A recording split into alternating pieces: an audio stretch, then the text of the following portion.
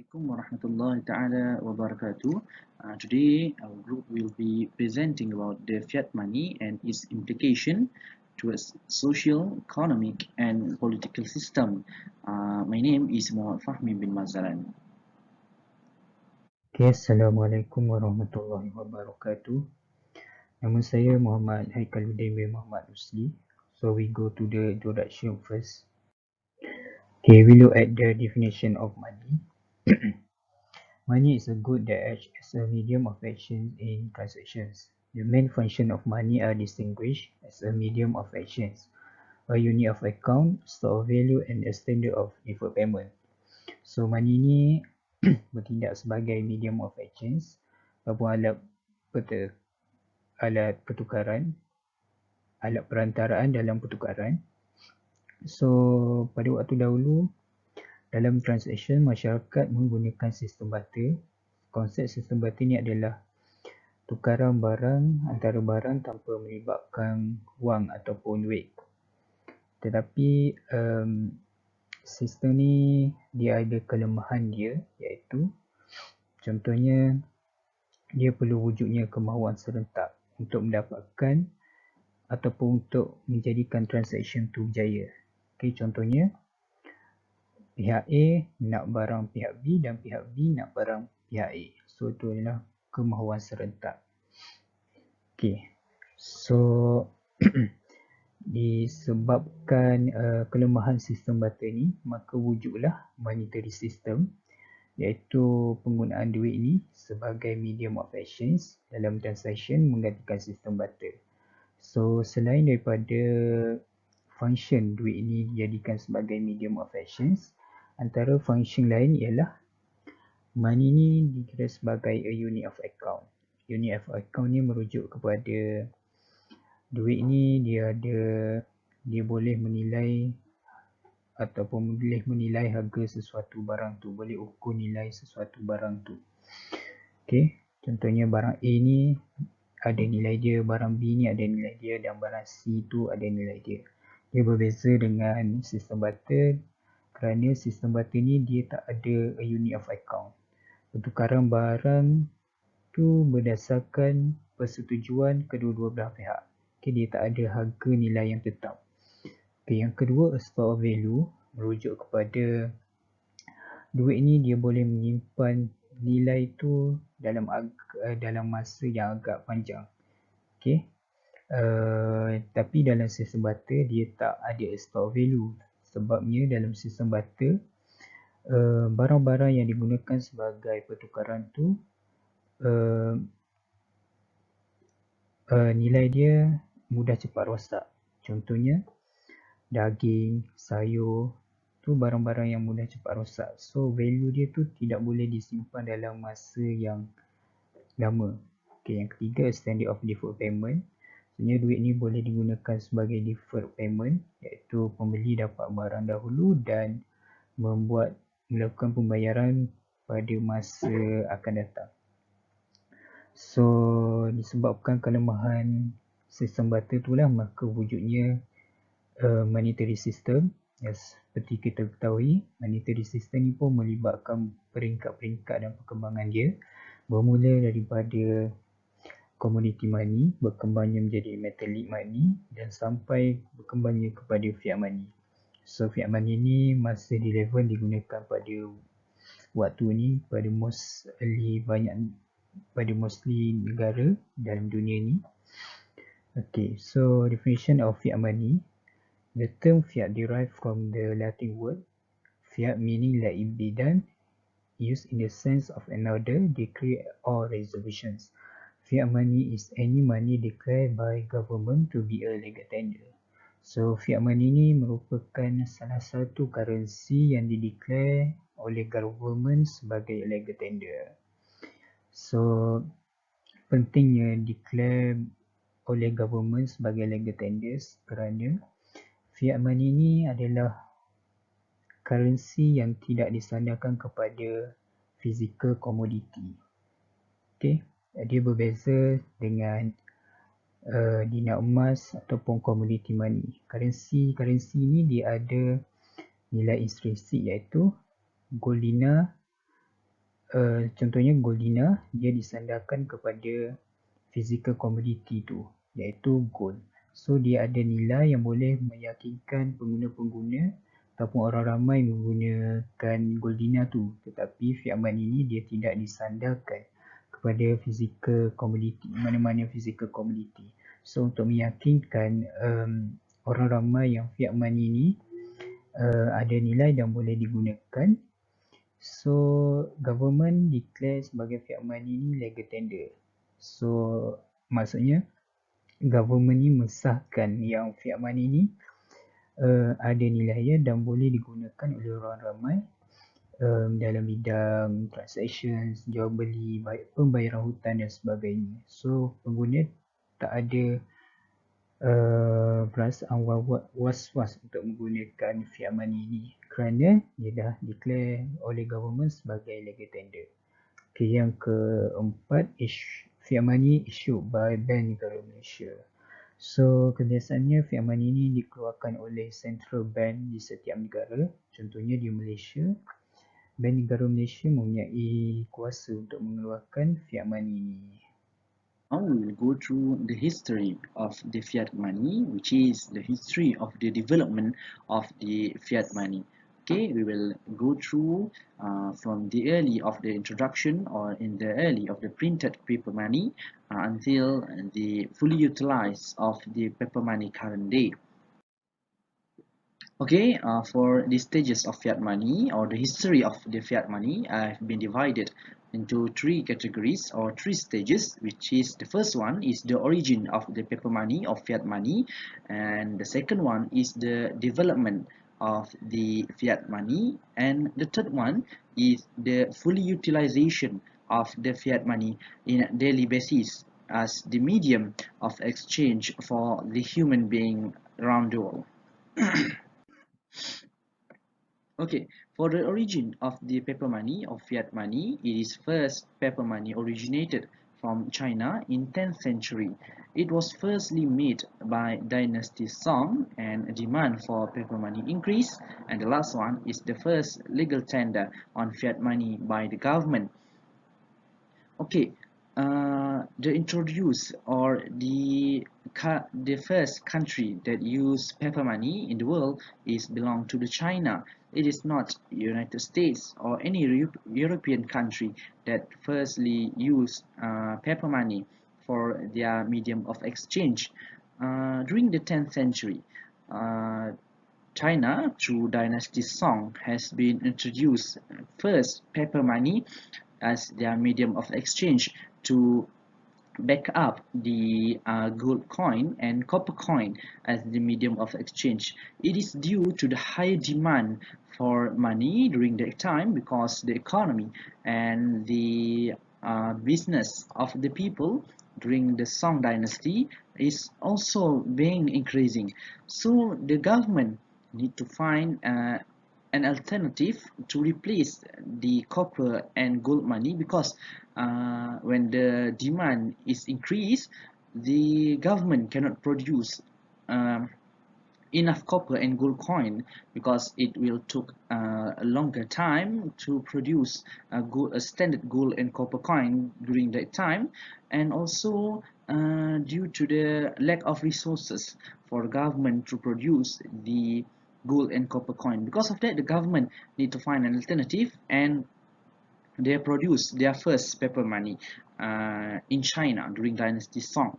Okay, and the demand because penerimaan society for this paper money is increasing. Okay, the demand is very encouragement because the people are needed the paper money for their daily basis use, for economy, for medium of exchange, and so on. So the government use the paper money as their medium of exchange. Okay, the activity of using paper money from Dynasty Song is continue until Dynasty Tang, and the last one is from Dynasty Yuan. Okay, during the Dynasty Yuan, the practicality of the paper money is decreasing Because of what? Because during the dynasty Yuan, the China was under war with Mongol Empire during that time.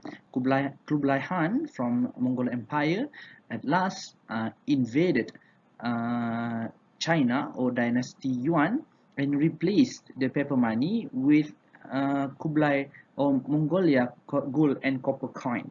So that was the end of the China paper money, or the end of the paper money that was first being invented by the humankind during that time.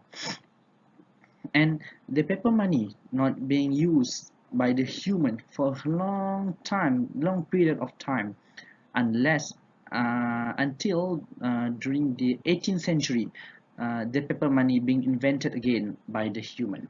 We will go through the second stage.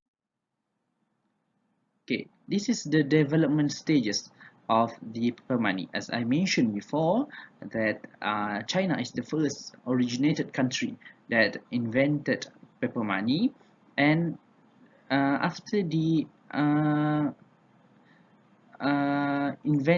after the serangan from Mongol Empire, the use of paper money has been stopped, okay, by the China dynasty, and it was around 8th century the humankind used gold and copper coin as their daily basis and their medium of exchange. Until the 18th century, the West started using fiat money on 18th century, widely used by American colonies, France, and Continental Congress. Federal government of US turned to fiat money greenbacks during American Civil War. During this time, the production of the copper money also decreasing. The American need to find replacement for their copper and gold coins, so they are produced uh, paper money known as greenbacks to back up the production of the gold and copper money during that time, because America need to find and need to buy weapons, peluru and sebagainya to supply or to funding their war during that time. So paper money is an alternative to back up all of these problems to buy uh, immunities, weapons, and to funding the war or the Civil War, American Civil War. And the last one is the full utilization of the paper money as medium of exchange for the humankind until nowadays. Early 20th century, the government and banks allowed the conversion of notes and coins into nominal commodity on demand. Most countries adopted fiat money that are exchangeable between major currencies, and the central bank being responsible in managing fiat money. Okay, the utilization of the fiat money also have their own history. Okay, during the 1940s and so on, American try to make their money as the sole money being used by every country in the world through the what we call as the United States tried to make their currency as the sole currency being used by the world through the Bretton Woods Agreement. Okay, during the Bretton Woods Agreement, all other currencies need to back their currencies with US dollar, and the US dollar solely will be backed with the value of the gold, which is around 8 pounds per $1. 8 ounce, no, not 8 pound, 8 ounce per $1. However, there are a few problems with the Bretton Woods Agreement because one of the syarat ataupun law or rules of the Bretton Woods Agreement is anyone can replace or can change their US dollar to the value of the gold which is 1 US dollar equal to 8 ounce of gold. Because of that, many bigger countries such as Britain, France, and Italy have a larger amount of US dollar and try and demand to change their dollar with the gold. America cannot let this happen, because if this happen, it can decrease the amount of their gold in their reserve bank. So they have to find another alternative to replace the Bretton Woods Agreement. The America try and it tricks to avoid this bigger country to change their US dollar into gold. Okay, until the late of 19 until the late of the Bretton Woods Agreement, America cannot fulfill the demand of the bigger country to replace their US dollar with the gold that American have. And lastly, the Bretton Woods Agreement need to be stopped and abolished until nowadays. Many country has been infected, and of course, Bretton Woods Agreement is the first inflation problem that happened around the world. Because of what? Because every single country back their currencies with the US dollar. When the US dollar stopped the Bretton Woods Agreement, all of this country need to find their own ways to ensure their value of the currencies are stable. Many countries introduce their own systems, such as fixed rate exchange or floating system. For example, one of the country that is being affected, really affected during the abolishment of the Bretton Woods Agreement is our neighbor country, which is Indonesia. During the Bretton Woods Agreement, the value of the Indonesia rupiah is around 6,000 rupiah, equal to $1 America. But at the end of the Bretton Woods Agreement, the value of the rupiah is around 12,000 rupiah, equal to $1. And Indonesia started into inflation crisis during that time. Okay, and the inflation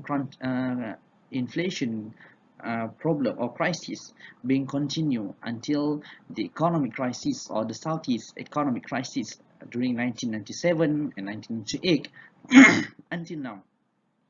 The price or the value of the Indonesia rupiah are still far away with the value of the US dollar. That was one of the problem of the paper money or fiat money when the Bretton Woods Agreement, or when this paper money being fully utilized by the humankind as their medium of exchange to fulfill their daily basis or their daily use in daily life. Okay, right now we will go through the first implication, which is the implication on social. For the implication of social, I've been divided into two categories, which is the first one is the positive impact or the positive implication on social, and the second one is the negative implication to the social. For the positive implication, as we can see, not anything or not all of the introduction or not all new things being negative into ourselves. It also brings positive impact, which is the first one is the social interaction, and the second one is the silent agreement. As we can see, the positive impact of the introduction or the full utilization of the paper money is the increasing of the social interaction between society. Okay, the interaction among society become easier, and there were the economic growth also increasing as the silent agreement between government, society, and banks. Okay, for the social interaction, as we can see, the increasing of the social interaction between society increasing, not compared to the previous system, such as barter system. Because in barter system, people need to have the same intention to exchange or to buy goods with others. For example, if the person want to buy a cow, but he only have a chicken, how many chicken did he need to give to the owner of the cow so he will have that cow on his own? The intention is not clear and the value of the items is not clear. So when the introduction of the paper money, they can value the items or the goods they want to buy with the value of the money. If they want to buy a cow, they just have to give 5,000 to 6,000 paper money, value of paper money to the owner of the cow, and he get the cow, compared to the barter system. And when this system or when this paper money being introduced, you can see that economic growth become increasing. There were the modernization country, the developed country, and so on. So the economic of the country growing uh, parallel with the this paper money introduction. And the second one is the silent agreement. When the paper money being introduced, it officially as the silent agreement between the society, the government, and banks. All of these major parties, all of these sectors agree that this paper money is being used as the medium of exchange first. All of this paper money has their own value, and it is a legal tender that being recognized by the government. This paper can be used to buy goods and services. This paper can be used as the medium of exchange. This paper has value that being protected by the government. So this is the positive impact of the paper money to the social, especially in the social aspect. Now we will go through the second impact, which is negative impact. Okay, this is the negative impact of the paper money being introduced to the people. The first one is the economic gap. The second one is the increasing poverty. The third one is increasing of debts. And the last one is the Muslim traders engage in transaction based on usury. Okay, as I mentioned before, when the paper money being introduced, they need the system that can maintain or stabilize the value of the paper money. At the first, United States tried to make a Bretton Woods agreement, and at the end of the Bretton Woods agreement, many countries being affected by the exchange of the currencies are different, totally different. Because of that, there were the economic gap between the countries. The American come as one of the modernization country, but Indonesia are still in poor country, and but now they are one of the developed country right now. They are not modernization same as the American. So the economic gap between the rich and the poor, in a society also there were the economic gap. And then the increasing of the poverty. This is true because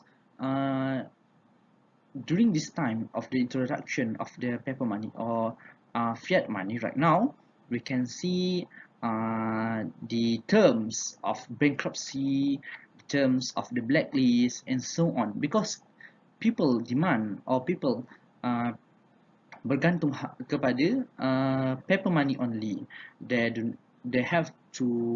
need to have savings. They need to have a large amount of money to buy something. But as we know, to buy house, we need to have hundreds and above ringgit Malaysia, 100,000 of ringgit Malaysia and above. How can this large amount of money, how can the people get this large amount of money from the loan from the bank? So when people um, apply loan with the bank, they need to fulfill uh, the payment of the monthly installment. So there were the increasing of the debts for the people. They need to buy house with loan. They need to buy car with loan.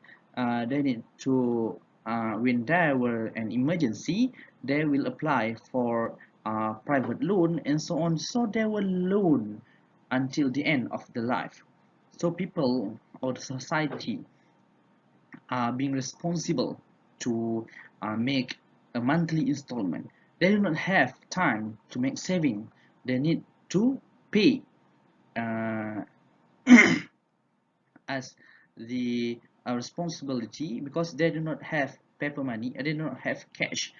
And this different with the old time when the copper and gold coin being used because during that time people are being able even they do not have copper and gold coin, they can find other alternative.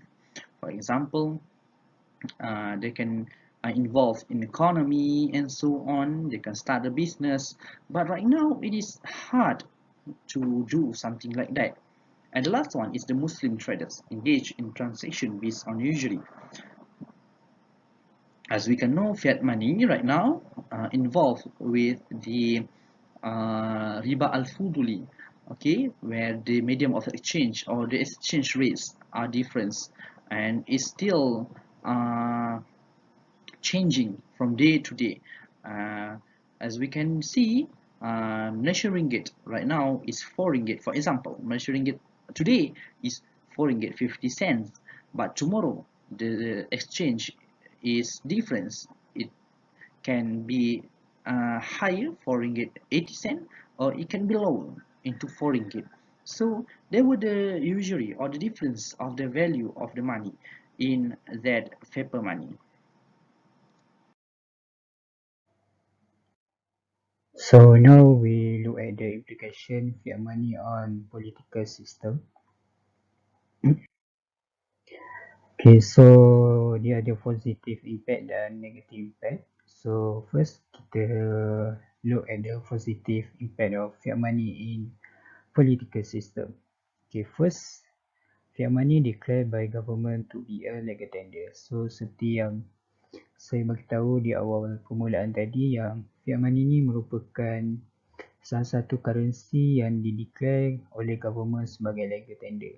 So pentingnya fiat money ni declare sebagai legal tender sebabnya adalah untuk meyakinkan orang ramai yang fiat money ni boleh digunakan.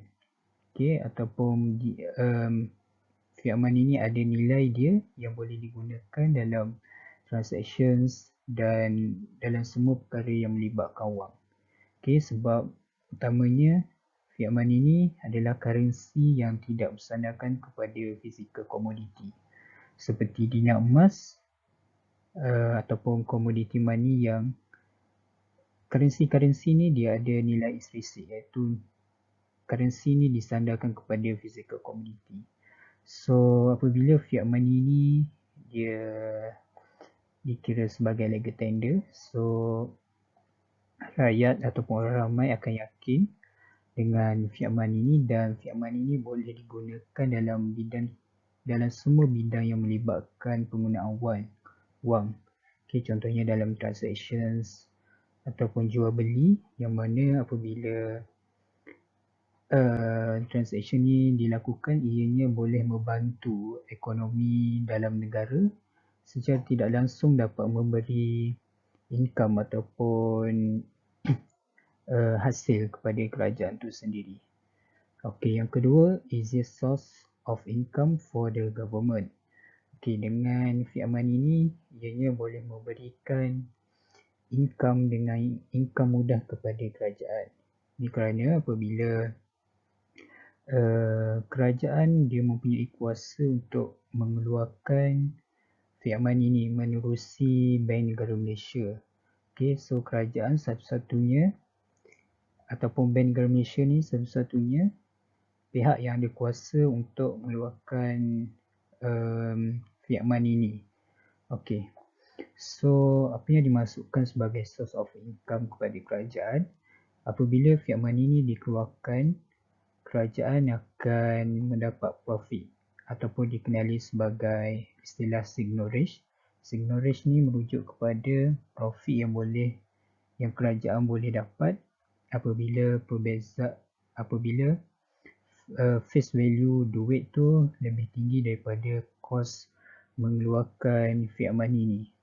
So contohnya face value duit tu berharga RM100 and then kos untuk mengeluarkan duit tu RM10. So kat sini kos untuk mengeluarkan duit tu lebih rendah daripada face value duit tu sendiri. So dekat situ kerajaan boleh dapat untung ataupun income dari pengeluaran duit tu. So kebiasaannya pengeluaran fiat money yang berbentuk wang kertas lebih murah berbanding daripada pengeluaran wang shilling. Okay, so sebaliknya jika kos pengeluaran duit tu lebih tinggi daripada face value, so kerajaan akan mendapat ataupun menghadapi kerugian. Okay, so yang ketiga, the government can print money with low cost and saving time. So seperti yang saya beritahu tadi, urusan untuk print money ataupun keluarkan money adalah melibatkan kos-kos yang murah. Ini kerana bahan-bahan yang digunakan ataupun material yang digunakan untuk yang digunakan dalam menghasilkan fiat money itu adalah barang-barang yang mudah didapati, yang tidak melibatkan kos-kos yang tinggi. Okay? Kalau kita nak bandingkan dengan gold dinar yang melibatkan bahan-bahan yang limited, bahan-bahan yang agak mahal. Okay, so government ni dia mempunyai kuasa, satu-satunya kuasa untuk mengeluarkan duit. So tak ada mana-mana institution, contohnya private institutions yang ada kuasa untuk mengeluarkan duit ni. So kerajaan dia boleh cetak duit tu bila-bila masa saja bila dia perlu. Okay, so kat sini merupakan kat sini kerajaan boleh ada benefit dia tersendiri apabila kerajaan hanya satu-satunya institution yang boleh print duit ni. Yang pertama, antara benefitnya kerajaan dapat mengawal nilai duit itu. Okay, sebab apabila duit tu dicetak tanpa adanya limit ataupun sesuka hati, duit tu boleh menyebabkan nilai duit tu akan jatuh ataupun tidak ada nilai tersendiri. Okay, so pentingnya apabila kerajaan ada kuasa ni, kerajaan perlu mengawal duit tu seberapa banyak yang perlu dicetak ataupun dikeluarkan. So kebiasaannya antara sebab kenapa kerajaan mencetak duit dalam kuantiti yang banyak, yang first adalah untuk menampung pembelanjaan kerajaan tu sendiri. Okay, yang kedua adalah untuk membayar hutang kerajaan tu. Okay, yang keempat, the government is easy to collect taxes. So dengan penggunaan fiat money ni, seperti yang ketahui, contohnya dalam bentuk wang kertas, ianya amatlah mudah untuk membayar tax kepada government kerana kita tengok kepada sifat fiat money itu, yang mana fiat money ni dia ada ukuran dia. Okay, so fiat money ni dipecahkan kepada beberapa nilai, contohnya macam RM50, RM100 dan RM10 dan sebagainya, yang memudahkan untuk membayar tax ni. Okay, bergantung kepada nilai-nilai yang dikenakan dalam tax tu. Okay, So government ni senang untuk kutipkan teks. Seperti yang ketahui, teks ni merupakan sumber yang utama kepada kerajaan untuk digunakan dalam pembangunan infrastruktur dalam negara kita. Okay. So kerajaan amat mudah untuk kutip teks tu dengan menggunakan fiat money. Okay, now we go to the negative impact. Okay, negative impact ni dia lebih kepada salah pengurusan ataupun duit fiat ni disalahgunakan. Okay. So yang pertama, the government will face the problem of inflation. So seperti yang saya cakapkan tadi, kerajaan dia boleh ataupun dia ada kuasa untuk print atau keluarkan duit tu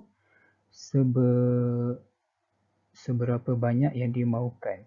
Okay, tetapi jika kerajaan tidak limitkan pengeluaran duit tu, ianya menyebabkan duit tu berada terlalu banyak dalam pasaran. So apabila duit ni berada terlalu banyak dalam pasaran, ianya secara tidak langsung akan menyebabkan ataupun akan mendatangkan masalah inflation. Inflation ni merujuk kepada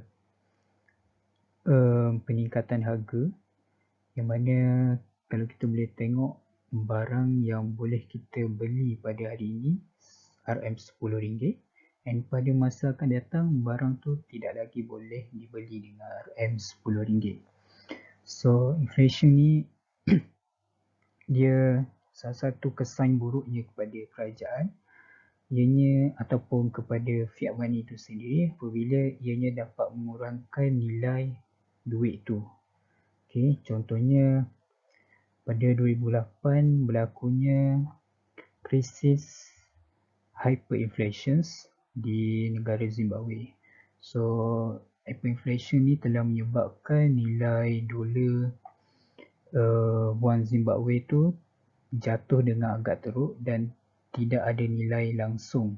Okay, contohnya kerajaan Zimbabwe pernah mencetak notes wang kertas tu berjumlah 100 trilion dolar Zimbabwe, tapi nilai ni tidak mampu untuk membelikan barang-barang keperluan, contohnya seperti untuk membeli telur.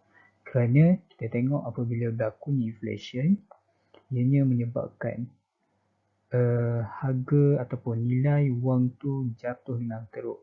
Okay.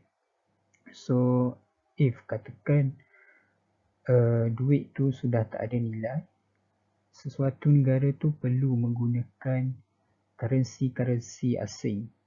Okay. So apabila duit sendiri tak ada nilai, kita perlu bergantung pada currency yang lain. So ini pun boleh menyebabkan identiti di negara, identiti sesebuah negara tu boleh menjadi rosakan apabila kita menggunakan currency lain berbanding dengan currency kita. Okay. So seperti di Zimbabwe tadi, kerajaan Zimbabwe ni menggunakan currency asing, contohnya dolar Amerika dalam pengurusan rasmi ataupun urusan-urusan yang melibatkan penggunaan wang tu. Okay, disebabkan dolar Zimbabwe ni tidak ada ataupun tidak bernilai lagi. Okay, yang kedua, facing the problem of money laundering and corruption. So money laundering adalah pengubahan wang haram, iaitu wang haram ni datangnya dari sumber yang haram, contohnya penyeludupan dadah, pemedangan senjata api, untuk menjadikan wang daripada sumber haram ni dilihat sebagai ataupun datang daripada sumber yang sah. Okay, so corruption adalah rasuah yang sering kita dengar. Okay, so isu-isu ni sering kali kita dengar berlaku di setiap negara, terutamanya dalam sistem politik sendiri apabila terdapat pelbagai isu-isu yang melibatkan ahli politik terlibat dalam kes-kes money laundering and corruption. So apa yang saya nak highlightkan di sini, apabila isu money laundering and corruption ni terlibat di kalangan ahli politik itu sendiri, ianya boleh menyebabkan sistem politik di negara kita menjadi tidak stabil. Okay. So apabila sistem politik di negara kita ni tidak stabil, ianya menyebabkan pelabur-pelabur, terutamanya pelabur di luar negara ataupun pelabur asing, tidak ada minat untuk melabur di negara kita disebabkan ketidakstabilan politik.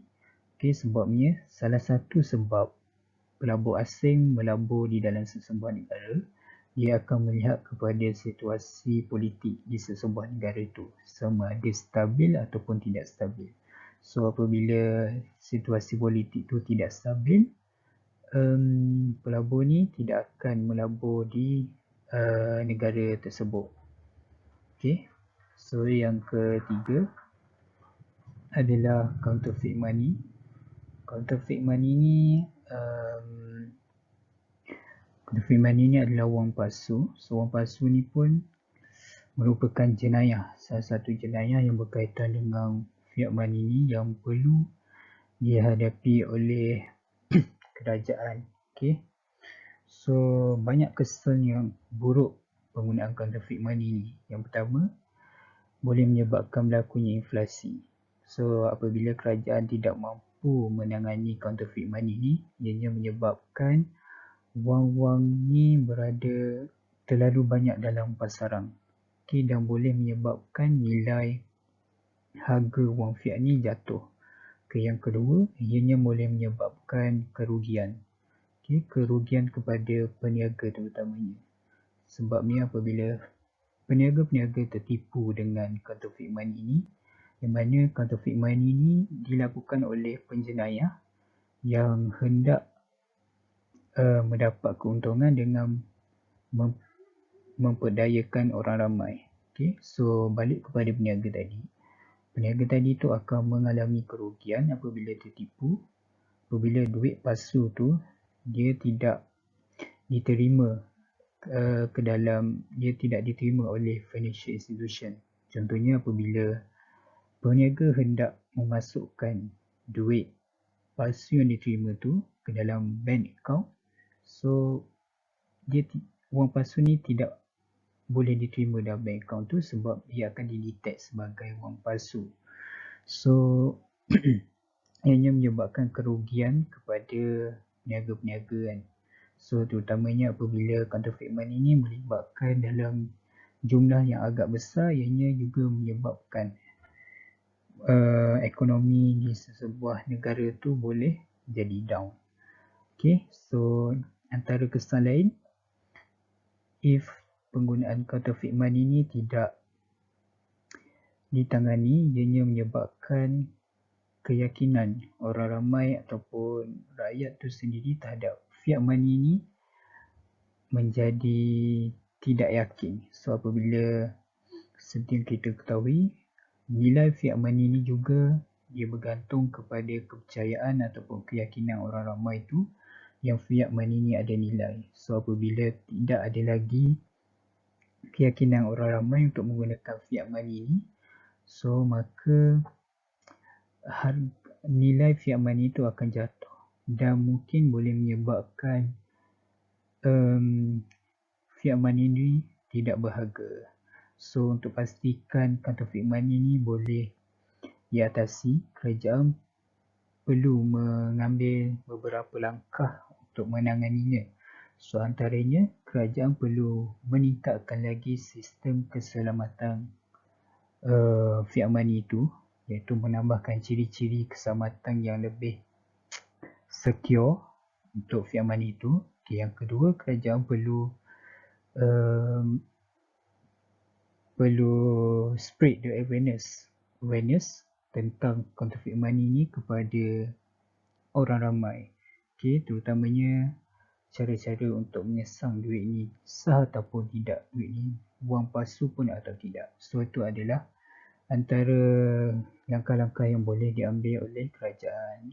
So negative impact ni secara keseluruhannya, fiat money ni boleh membawa negative impact kepada sistem politikal sendiri apabila fiat money ni disalahgunakan dalam jalan yang salah. Okay, terima kasih. Okay, Assalamualaikum warahmatullahi taala wabarakatuh. My name is Muhammad Amin Syamil Muhammad Shukri. And now we go for the implication of the fiat money on the economy. So as we know, currency is only issued by the Bank Negara Malaysia, but in fact all the money have been created by the commercial bank to the fractional reserve banking system. Okay, for the next slide, we will discuss about the principal fiat money to the signal range. Okay, I give two options of the definitions and the story about from side the Oxford Dictionary is signal range is a profit made by the government by issue currency, especially the difference between the face value of the coins and the production cost. Okay, second sources I give from the Histopedia, which is the difference between value of the money and the cost to produce the money. In other words, the economic cost of the produce of the currency with a given economy of the country. Okay, so as we know, signal range ni adalah perkara mengenai keuntungan yang mampu dibuat oleh pihak kerajaan melalui penghasilan wang kertas yang diproduce dan disebabkan oleh nilaian kos pencetakan wang kertas itu memiliki nilainya lebih rendah dan mampu menjana pendapatan kepada negara.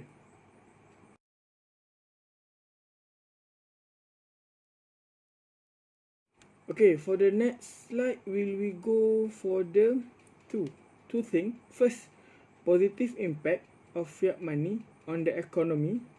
Second, the negative impact of the fiat money on the economy.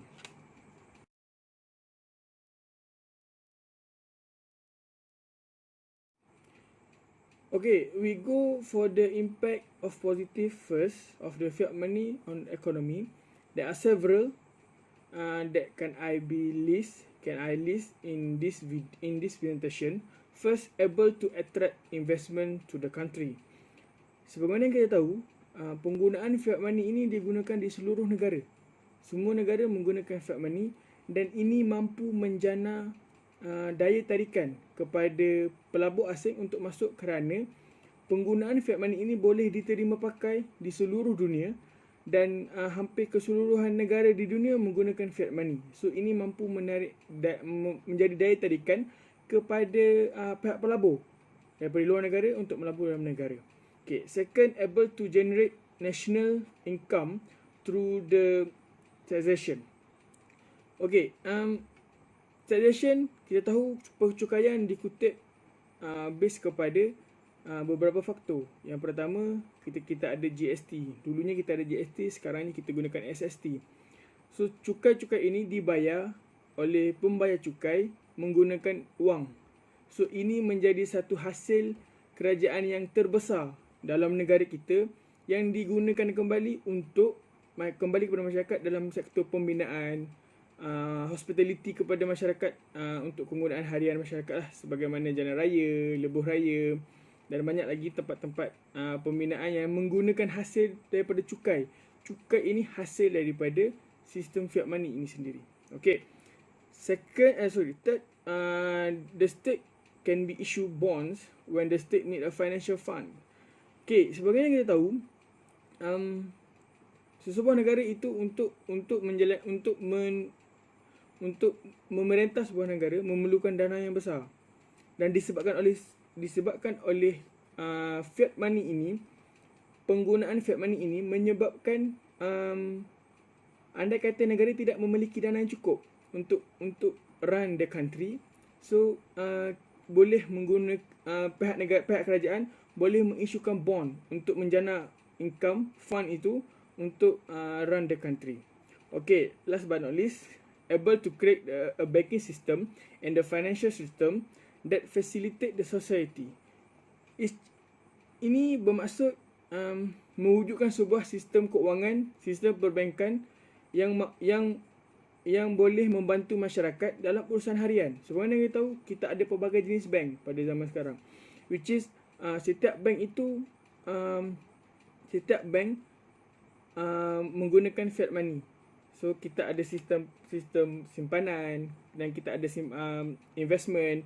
So itu memudahkan masyarakat untuk menyimpan dan juga untuk melakukan pelaburan, dan ini sangat memberi kesan positif kepada masyarakat.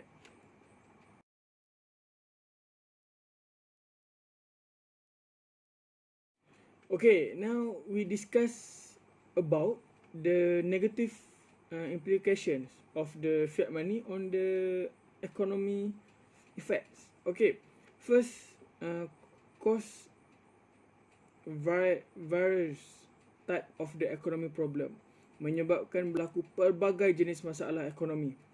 Sebagaimana inflasi, inflation, poverty and unemployment.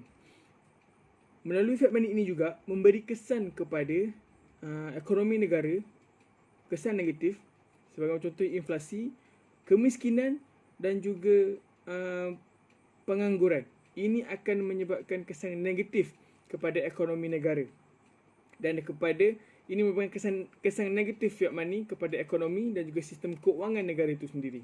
Okay, seterusnya, second negative impact is the banking system is involved in a transaction that have interest. Yes, as we know, bank always want make a profit. So salah satu cara untuk diorang menjana pendapatan bank ataupun mendatangkan keuntungan adalah melalui bank mengenakan interest kepada pencarum ataupun customer yang memilih bank tersebut. Okay, ini menyebabkan sistem perbankan terlibat dengan interest dan juga memberi kesan negatif kepada pencarum itu sendiri, kepada masyarakat dan juga kepada ekonomi negara. Okay, the third one is there is a downsizing of the pie of the society economy. I like to give the examples. Sebagaimana kita tahu, dalam negara Malaysia, kita berada dalam pelbagai jenis kelompok bangsa, agama dan suku kaum. Dan yang kita tahu, di zaman penjajahan British dahulu, telah berlaku penempatan yang berbeza, which is di bandar-bandar besar ditempatkan masyarakat Cina, dan di perkampungan ditempatkan masyarakat Melayu, dan juga di estate ladang-ladang kelapa sawit atau getah diletakkan bangsa India. Ini menyebabkan kita nampak majority of the economic system that affect the race. As we know, majority masyarakat Cina memiliki kuasa dalam sistem ekonomi disebabkan diorang hidup di kawasan pemandaran yang lebih maju dan lebih menjana ekonomi itu sendiri. Sama juga dengan masyarakat Melayu yang hidup di kampung hanya menggunakan hasil-hasil tanaman sahaja sebagai dia punya income, dan begitu jugalah dengan masyarakat India. So ini adalah berlakunya perpecahan pie dalam ekonomi masyarakat itu sendiri. Ini memberi kesan negatif kepada pembangunan ekonomi negara. Okay, next kita dah we have discussed 3 from several of the negative impact, and I would like to continue a few more negative impact of the fiat money on the economy side.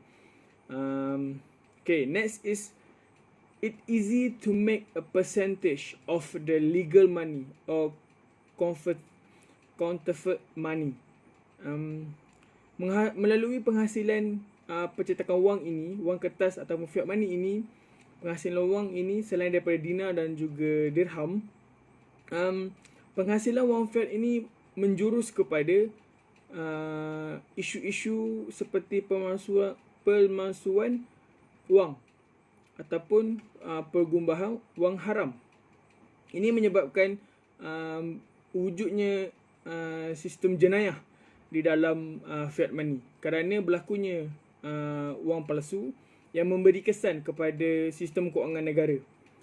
Boleh menyebabkan nilaian wang itu sendiri jatuh disebabkan pencetakan yang tidak sah dan menyebabkan banyak duit dalam pasaran. Okay. Next, we go the next negative impact is fiat money also take a long time to transfer. Yeah, maybe now kita menggunakan online banking untuk transfer. But 5 years ago, pencetakan wang fiat ini tidak hanya dicetak dalam negara. Kebiasaannya juga akan dicetak di luar negara. So penghantaran wang daripada luar negara ke dalam negara itu memakan masa yang lama dan boleh menelan kos belanja yang tinggi. Ini memberi kesan kepada nilai wang itu sendiri dan kepada ekonomi kerana apabila wang itu meninggalkan kesan negatif, menyebabkan kesan negatif jugalah kepada ekonomi negara. Okay, next we go for the produce speculative and manipulation. Okay, as we know, speculative and manipulation always happen in economy side. But fiat money is one of the cause that affect the speculative and manipulations. Everyone can use fiat money to produce speculative and manipulation. The manipulation speculative adalah mewujudkan kesan negatif kepada negara. Manipulations ataupun manipulasi ini digunakan oleh sebagai contoh, satu pelabur meletakkan harga yang tinggi bagi menarik pelabur lain untuk melabur dalam security tersebut. Ia hanya untuk mewujudkan manipulasi sahaja di dalam security tersebut dan menyebabkan pelabur lain juga melabur dalam pelaburan tersebut dan menyebabkan pelaburan tersebut naik secara mendadak dan boleh turun secara mendadak. Dah menjadi sifat spekulatif dan manipulatif, boleh menyebabkan ekonomi ataupun pelaburan investment it will be increase immediately but also can decrease immediately. Okay, so for me, there are a lot of the negative implications of the fiat money to the economy that we need to do something.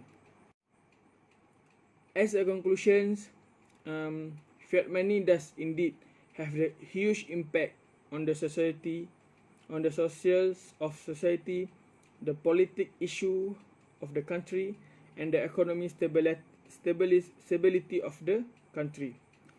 From one point of view, this positive effect is also to improve the economic status to be able to compete with the large countries.